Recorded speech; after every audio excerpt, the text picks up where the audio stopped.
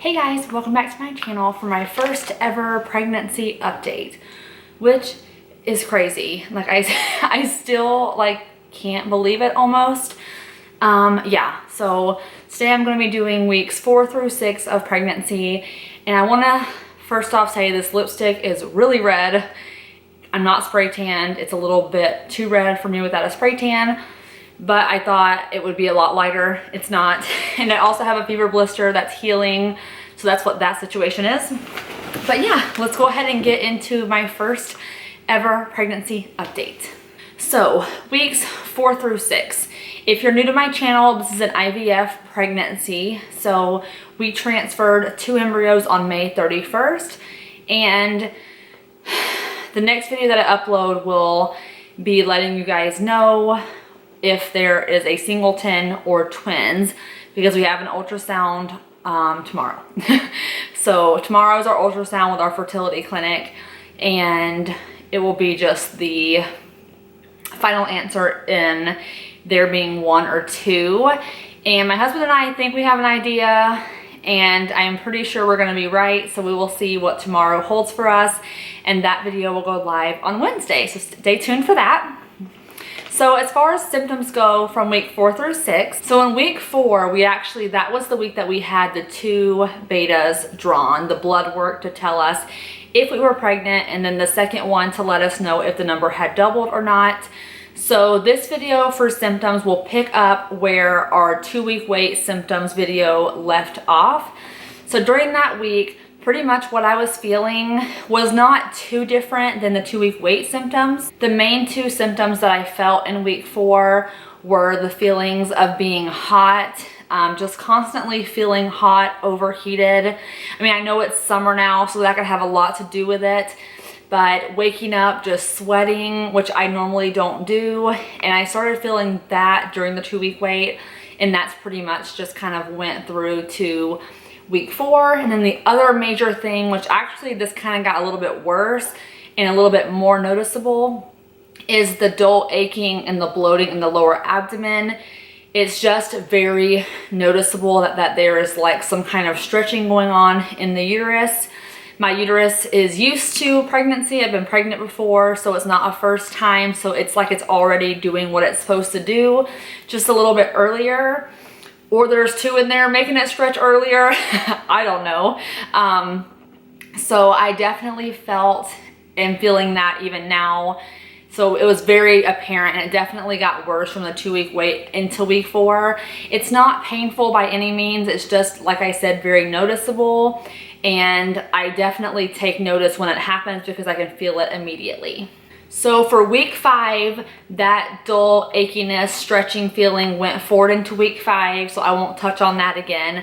But the day that I turned 5 weeks, and I mean the day I turned 5 weeks, is when I started feeling the kicks of nausea.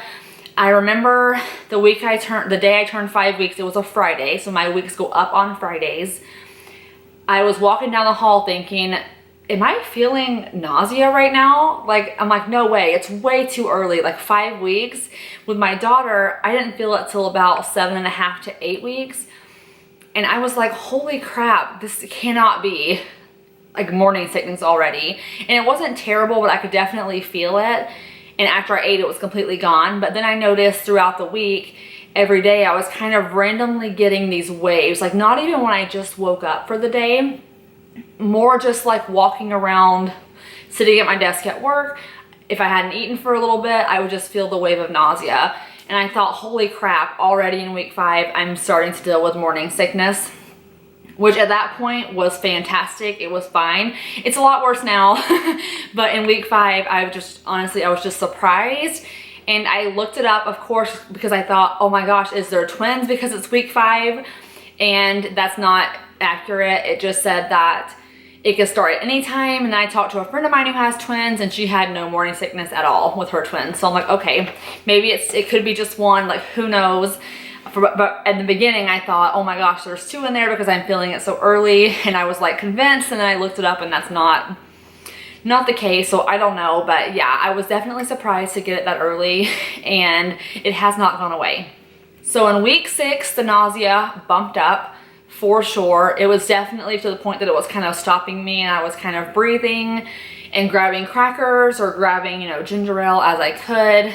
Again, not throwing up. I still have not thrown up, and I'm in the middle of my 7th week right now. But it just kind of, throughout the day, again, it waves. And I'm not waking up with it. It just kind of randomly happens throughout the morning, throughout the day, at night. It's not like a storybook kind of morning sickness where you feel sick in the morning and then eventually it goes away during the day. It's pretty much just whenever at random times throughout the day. Week 6 is where I noticed, and this is kind of so awkward to say, but the nipple soreness. Oh my gosh. Oh my gosh. I don't remember this when I was pregnant with my daughter. It could have happened, I'm sure. But oh my gosh, I cannot even. I mean, just like laying in bed sometimes, I would move wrong and ouchie, ouch, just so sore. I don't even know how to explain it. They're so tender and it's like horrible tender, like not just like a little bit. And I'm like, yes, my breasts are tender because we're on progesterone. So I think that's pretty much heightened it because I've had sore breasts since before we even transferred the embryos. But the nipple soreness, you guys, is real. And I don't know if you can even do anything to help it. Like, I don't think that even Tylenol will help. If there is, will you guys let me know if there's like a cream or something? I don't even know. I don't remember this with my daughter at all. And I was like, holy crap, it hurts. Like even wearing a bra sometimes when I move, if it like rubs, it hurts and the pain is real. And then also I have noted here in week 6 that I started to feel extra hungry. Being on progesterone injections, I'm hungry anyways, but I noticed in week 6 it really bumped up. And I'm to the point now where I'm eating about every hour and a half to 2 hours, which I know sounds excessive, but I have to do it for nausea reasons and because I just feel like I'm so hungry. And if I don't eat every like hour and a half to 2 hours, then I'll start feeling nausea. I eat and then it goes away. And then I wait 2 hours, it starts to come back. So like my body pretty much tells me when it's ready for me to eat again, which is nice. So I don't know if the hunger is from progesterone or the pregnancy. I'm assuming it's from the pregnancy at this point because it is getting worse. So yeah, I'm just trying to eat and be mindful of what I'm eating because eating every 2 hours, if I'm not making good choices, it could be bad for me and I could gain a whole bunch of pregnancy weight. So as far as what I'm supposed to be eating, I don't know how much more to eat right now. I'm just eating like an extra 300 to 500 calories a day because when I looked it up, it said that pregnant women need 300 calories a day per baby. So if there is 2 babies in there, I'll have to eat 600 more calories a day. And I'm pretty much thinking that I'm gonna start tracking it like on the MyFitnessPal app where you put in what you're eating into the app and then it lets you know like how many calories you're at. Because I want to make sure I'm eating enough and that I'm not eating too much and like overindulging myself in calories because I really don't want to be unhealthy during pregnancy. So I'll let you guys know what I decide to do as far as that. I think the MyFitnessPal is just the easiest, or if you guys have like an app that you think will work really well for that, please let me know. So that's all I have technically for symptom wise. As far as like size of the baby right now, it said on my app, I'm using the Bump app, and it says that at week 6 is the size of a pea, which like, I don't know you guys, like super tiny right now. Yes, it'll be interesting to see kind of as the pregnancy goes along what the sizes are because it's been like, I don't know, over 5 years now since I've been pregnant, or 5 years since I've been pregnant.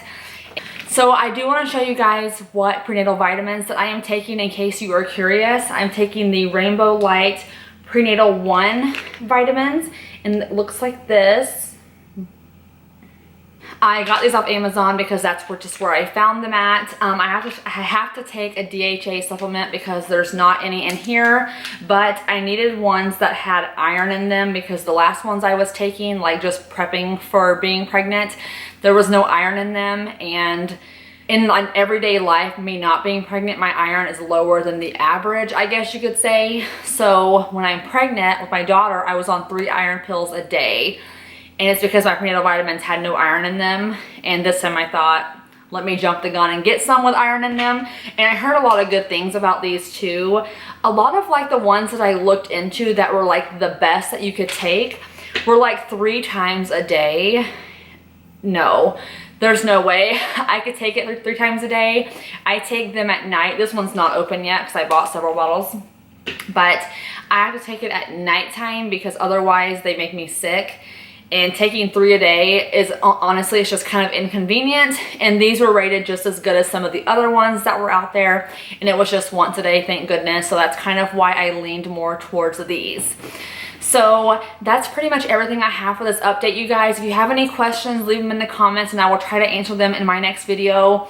I'm not gonna do a bump shot. I look exactly the same except for just a little bit puffier, and I'm wearing a huge sweatshirt. So I probably won't start doing bump shots until I feel like you can actually see something, like maybe 12 weeks, maybe 16 weeks, just depending. And then of course, stay tuned for Wednesday's video, you guys. We're so excited to know what is in there and see if a lot of our guesses are right. So we will see you guys on Wednesday with the ultrasound result, and then subscribe if you want to follow us along on this pregnancy journey. I'm out of breath. Another symptom I haven't talked about, but yeah, I'm out of breath like all the time, which I can't really tell if it's pregnancy for sure or if it's just that I'm just now noticing it because I'm paying more attention. I don't know, you guys. So yes, I will see you guys in my next video. Bye.